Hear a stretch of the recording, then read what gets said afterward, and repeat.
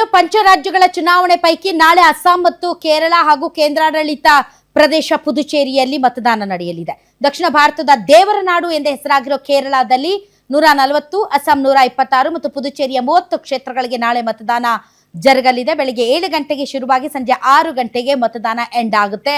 ರಾಜಕೀಯ ನಾಯಕರ ಭವಿಷ್ಯ ಇವಿಎಂ ಮಷಿನ್ನಲ್ಲಿ ಮತದಾರ ಬರೆಯಲಿದ್ದಾನೆ.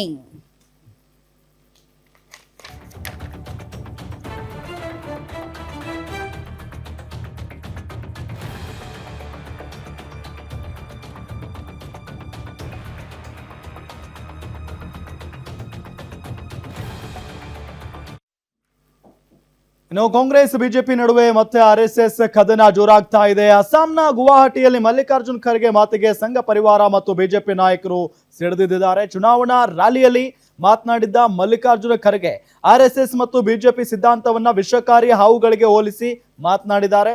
ನಮಾಜ್ ಮಾಡುವಾಗ ನಿಮ್ಮ ಮುಂದೆ ವಿಷಕಾರಿ ಹಾವು ಬಂದ್ರೆ ನೀವು ಪ್ರಾರ್ಥನೆಯನ್ನ ನಿಲ್ಲಿಸಿ ಮೊದಲು ಆ ಹಾವನ್ನ ಕೊಲ್ಲಬೇಕು ಅಂತ ಕುರಾನ್ ಹೇಳುತ್ತದೆ. ಆರ್ಎಸ್ಎಸ್ ಮತ್ತು ಬಿಜೆಪಿ ಕೂಡ ಅದೇ ವಿಷಕಾರಿ ಹಾವಿನಂತೆ ಅಂತ ಖರ್ಗೆ ಹೇಳಿದ್ದಾರೆ. ಅಸ್ಸಾಂನ 2 ಪೊಲೀಸ್ ಠಾಣೆಗಳಲ್ಲಿ ಖರ್ಗೆ ವಿರುದ್ಧ ದೂರು ದಾಖಲಿಸಲಾಗಿದೆ. ಇನ್ನು ರಾಜ್ಯದಲ್ಲೂ ಬಿಜೆಪಿ ನಾಯಕರು ಎಐಸಿಸಿ ಅಧ್ಯಕ್ಷರ ವಿರುದ್ಧ ಗುಡುಗಿದ್ದಾರೆ. ರಾಜ್ಯ BJP Yuva Morcha freedom park ನಲ್ಲಿ ಪ್ರತಿಭಟನೆಯನ್ನ ಕೂಡ ಮಾಡಿದೆ. अगर कोई इस जहरीला सांप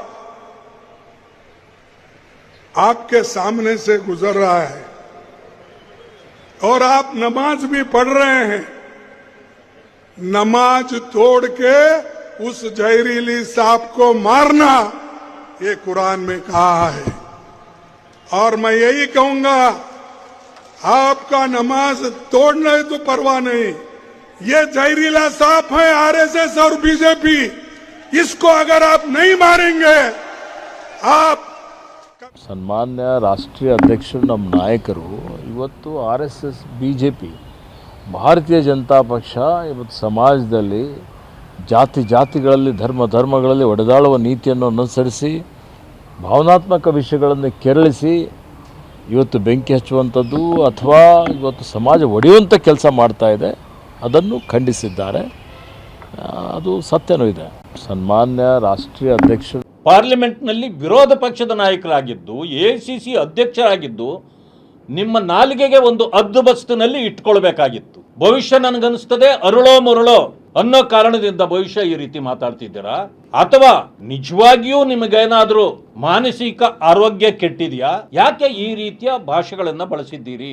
ಆರ್ಎಸ್ಎಸ್ ಮತ್ತು ಬಿಜೆಪಿ ಅಥವಾ ಹಿಂದೂಗಳನ್ನು ನೀವು ವಿಷಸರ್ಪಕ್ಕೆ ಹೋಲಿಸೋದಾದ್ರೆ 1947ರಲ್ಲಿ ಭಾರತಕ್ಕೆ ಸ್ವಾತಂತ್ರ್ಯ ಬಂದಾಗ ಹೈದರಾಬಾದ್ ನಿಜಾಮನ ರಜಾಕರ್ಸ್ ಆರ್ಮಿ ನಿಮ್ಮೂರಿಗೆ ಬಂದು ನಿಮ್ಮ ಮನೆಗೆ ಬಂದು ನಿಮ್ಮ ತಾಯಿನ ನಿಮ್ಮ ತಂಗಿನ ಸುಟ್ಟಾಕಿದ್ರಲ್ಲ, ಅವ್ರನ್ನು ವಿಷಸರ್ಪ ಅಂತ ತಿಳ್ಕೊಂಡು ಸುಟ್ಟಾಕಿದ್ರ ಸರ್? ಹಾಗಾದ್ರೆ ಬಿಜೆಪಿ ಮತ್ತು ಆರ್ಎಸ್ಎಸ್ನ ವಿಷಸರ್ಪಕ್ಕೆ ಹೋಲಿಸಿದ್ರಿ.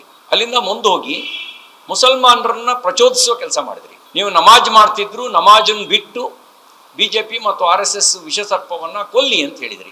ಈ ಮೂಲಕ ಪ್ರಜಾಪ್ರಭುತ್ವ ವಿರೋಧಿಯಾಗಿ ವರ್ತನೆ ಮಾಡಿದ್ರಿ, ದ್ವೇಷವನ್ನು ಕಾರಿದ್ರಿ. ಬಿಜೆಪಿ ಮತ್ತು ಆರ್ಎಸ್ಎಸ್ನ ವಿಷಸರ್ಪಕ್ಕೆ ಹೋಲಿಸಿದ್ರಿ. ಅಲ್ಲಿಂದ ನಿಮ್ಮ ಮಗು ಅಳ್ತಿದ್ಯಾ? ಹಾಗಾದ್ರೆ ನಿಮ್ಮ ಮಗುವಿಗೆ ಜೀನಿ ಸರಿ ಇಟ್ಕೊಡಿ. ಯಾಕಂದ್ರೆ ಜೀನಿ ಸರಿ ಇಟ್ಟು ನಿಮ್ಮ ಮಗುವಿಗೆ 100% ಸರಿಯಾದ ಆಹಾರ. ನಿಮ್ಮ ಮಗು ನೆಮ್ಮದಿಯಾಗಿ ನಿದ್ದೆ ಮಾಡಬೇಕಾ, ದಷ್ಟಪುಷ್ಟವಾಗಿ ಬೆಳಿಬೇಕಾ? ಹಾಗಾದ್ರೆ ಜೀನಿ ಸರಿ ಇಟ್ಟು ಕೊಡಿ. ಎಲ್ಲಾ ಮೆಡಿಕಲ್ ಶಾಪ್ಗಳು, ದಿನಸಿ ಅಂಗಡಿಗಳು, ಸೂಪರ್ ಮಾರ್ಕೆಟ್ಗಳಲ್ಲಿ ಲಭ್ಯ.